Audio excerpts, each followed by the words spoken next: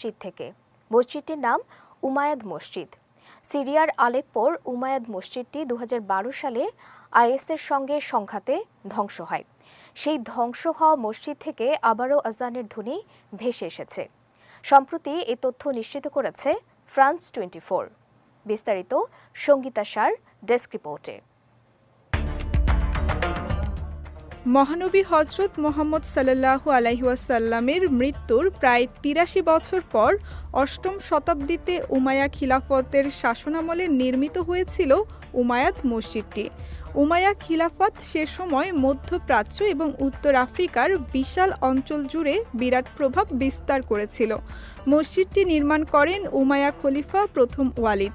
মসজিদটির নকশায় উমাইয়া খিলাফতের নির্মাণশৈলী প্রতিফলিত হয়। মসজিদটির সবচেয়ে আকর্ষণীয় বৈশিষ্ট্যগুলির মধ্যে একটি